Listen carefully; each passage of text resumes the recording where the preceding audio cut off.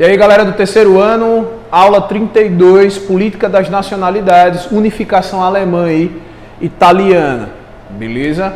Bom, a gente precisa lembrar um pouco sobre o que é nacionalismo. Vocês sabem muito bem, né? Eu estou apenas lembrando a vocês, mas quando a gente trata de nacionalismo, nós estamos tratando de identidade. E quando nós tratamos de identidade, nós estamos tratando também de diferença, tá? Então a nacionalidade, o nacionalismo, na verdade, é um sentimento de pertencimento a um determinado Estado-nação, tá? Nós precisamos entender que a identidade tem a ver com você se afirmar, tá? E a identidade é aquilo que te identifica, tanto quanto aquilo que te diferencia dos outros, né? Então aquele exemplozinho básico, se você está no meio da multidão e um colega seu muito íntimo chega perto de você, ou longe mesmo, dá um grito, ô Ureia, vem cá, e aí você, pela protuberância, né, da sua orelha se identifica, né? Você é chamado de Ureia, então aquilo te identificou, é a mesma coisa daquilo que te diferenciou dos outros, ou seja, aquilo que te identificou é aquilo que te diferenciou. Logo, identidade e diferença estão intimamente conectados, nós precisamos entender dessa maneira. O fato é que nacionalismo tem a ver com identidade nacional. Sendo assim, esse sentimento de pertencimento tem a ver com uma construção do próprio Estado, do próprio governo, que através de uma educação vai aos poucos incutindo, né, colocando dentro da cabeça da juventude um sentimento de pertencer a uma pátria, de pertencer a uma nação. E para poder reforçar esse sentimento, nós temos os símbolos nacionais, hino nacional, bandeira nacional, ou seja, da mesma maneira que a bandeira do seu time, as cores do seu time, a camisa do seu time, o hino nacional, as músicas que são cantadas nos estádios, reforçam o sentimento de pertencimento àquele determinado time, os símbolos nacionais também reforçam o sentimento de pertencimento àquela determinada nação, beleza? Então, nós precisamos entender que não só esses símbolos, como também o discurso que é construído para um determinado povo, contribui para esse sentimento. A fazer parte de uma história em comum, de ter heróis em comum, vilões em comum. Né? No caso dos times de futebol, tem os rivais, né? Todas as vezes que os jogos são contra os rivais, o sentimento de pertencimento tende a crescer, tende a aumentar, tende a ser fortalecido. Isso aí você já sabe, a gente já estudou, vocês já estão cansados de saber, beleza? E aí nós entramos no contexto da nossa aula, que é o século XIX, e nesse século XIX, vocês sabem também, está rolando a segunda fase da Revolução Industrial, processo de modernização, urbanização, industrialização, porém, nem todas as nações estão configuradas tal como elas são configuradas hoje. A Alemanha, por exemplo, não existia e a Itália, por exemplo, também não existia enquanto nação, enquanto Estado. Tá certo? Então, a França já tinha se lançado no seu processo revolucionário, né, em termos industriais. A Inglaterra foi a pioneira na Revolução Industrial e a Itália e a Alemanha, tal como nós conhecemos hoje, ainda não tinha nem sido criado, né? Ainda nem existia, ao menos existia. Então, onde hoje é a Alemanha, naquela época eram vários territórios minúsculos, alguns principados, nós tínhamos a Prússia, ou seja, era uma confederação. Tá? No caso da região italiana, nós tínhamos alguns reinos também pequenos, alguns territórios menores, mas tínhamos um reino que se destaca, que é o reino de Piemonte-Sardenha, ou o reino Piemonte, Sardenho-Piemontês. É melhor o reino de Piemonte-Sardenha, que fica fácil para a gente. Tá? O que isso tem a ver com o processo de modernização e industrialização que estava acontecendo no continente europeu?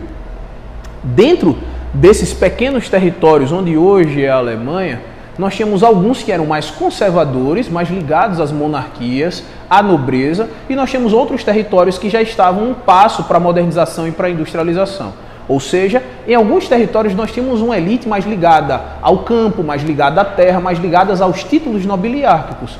E por outro lado, nós tínhamos também uma elite mais urbana, mais citadina, uma elite mais ligada ao capital, mais ligada à modernização e à industrialização. Tá?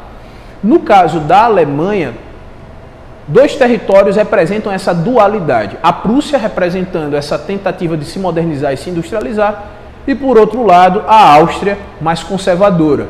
Tá?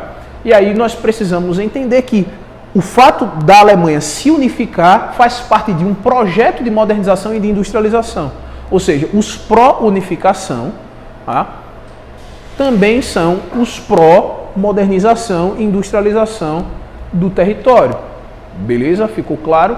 Quando a gente vai para a Itália, do mesmo jeito, a fórmula é a mesma. Quando você pega o livro didático e vai dar uma lida, quando você vai dar uma estudada, parece que é complexo, mas com essa formulazinha, assim, com essa ideia mais geral, fica mais fácil de você entender, tá? Tanto a Alemanha quanto a Itália passaram pelos seus processos de unificação com o objetivo de implantar um projeto mais amplo de modernização e industrialização dentro dos seus territórios, né? Ou seja, causar uma transformação econômica a partir de uma transformação geopolítica. Então você unifica o território, unificando o território você unifica os povos, você unifica então tudo em volta de uma nação, de um discurso nacionalista, de um Estado.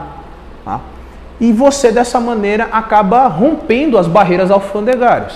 Por exemplo, no caso da Alemanha, houve a criação de uma liga, né, chamada Liga Aduaneira, onde esses territórios abaixavam as suas taxas alfandegárias entre si.